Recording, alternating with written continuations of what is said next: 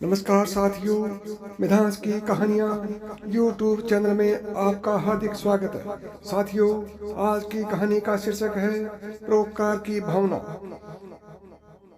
कहानी की शुरुआत करने से पहले मेरा आपसे विनम्र निवेदन है कि यदि अभी तक आपने मिधांस की कहानियाँ यूट्यूब चैनल को सब्सक्राइब नहीं किया है तो अभी सब्सक्राइब करें। साथियों, आपका और कीमती समय ना लेते हुए अब शुरुआत करते हैं आज की कहानी का, जिसका शीर्षक है परोपकार की भावना। एक प्रसिद्ध ऋषि अपने गुरुकुल में शिष्यों को शिक्षा देते थे। उस ऋषि के गुरुकुल में बड़े बड़े राजा महाराजाओं के पुत्रों से लेकर साधारण परिवार के बच्चे भी शिक्षा लेने के लिए आते थे। कई सारे वर्षों से शिक्षा प्राप्त कर रहे शिष्यों की शिक्षा आज पूर्ण हो रही थी और इसलिए सभी उत्साह के साथ अपने अपने घर लौटने की तैयारी कर रहे थे।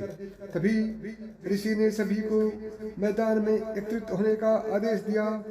ऋषि का आदेश सुनते ही सभी शिष्य मैदान में एकत्रित हो जाते हैं।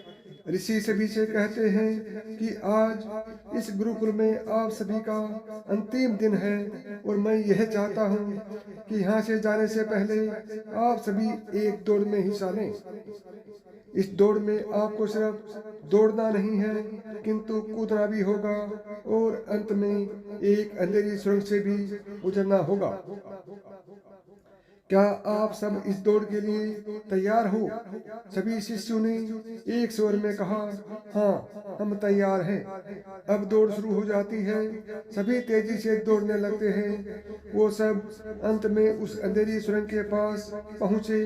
उस सुरंग में बहुत ज्यादा अंधेरा था और जगह जगह पर पत्थर भी पड़े थे। पत्थर के चुभने से सभी शिष्यों को पीड़ा होती थी। जहां अभी तक दौड़ में सभी शिष्य एक समान बर्ताव कर रहे थे, वहीं इस अंधेरी सुरंग में सभी का बर्ताव अलग अलग हो गया। सभी शिष्यों ने जैसे तैसे करके बड़ी कठिनता के साथ ये दौड़ खत्म की और वो सब ऋषि के समक्ष एकत्रित हुए। ऋषि ने सभी से कहा कि मैं देख रहा था कि कुछ शिष्यों ने ये दौड़ बहुत ही कम समय में खत्म कर दी, तो कुछ शिष्यों ने ज्यादा समय दिया। ऐसा क्यों हुआ?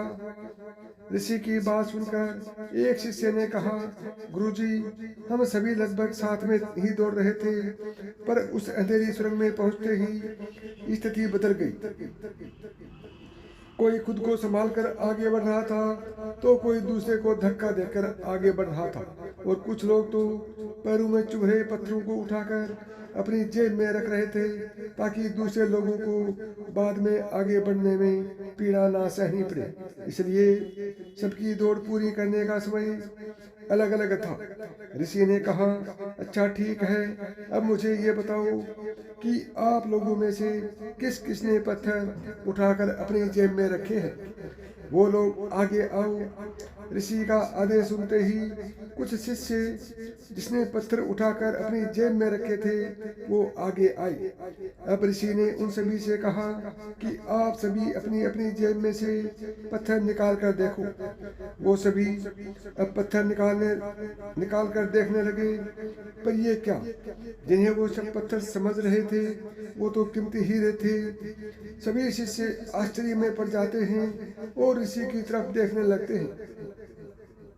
ऋषि ने कहा, ये पहले से ही जानता था कि आप सब इस कीमती हीरे को देखकर आश्चर्यचकित हो जाएंगे। बात ये थी कि मैंने ही ये कीमती हीरे वो अंधेरी सुरंग में डाले थे। ये मेरी तरफ से दूसरों के बारे में सोचने वाले और परोपकार की भावना रखने वाले शिष्यों को इनाम है।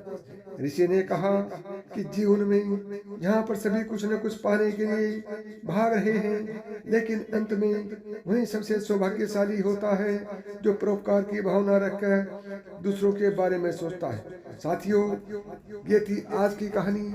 आपको कैसे लगी कमेंट करके जरूर बताएं और अभी तक आपने चैनल को सब्सक्राइब नहीं किया है तो अभी सब्सक्राइब करें। अगली बार और बेहतरीन कहानी के साथ मिलते हैं। तब तक नमस्कार दोस्तों। जय श्री कृष्ण।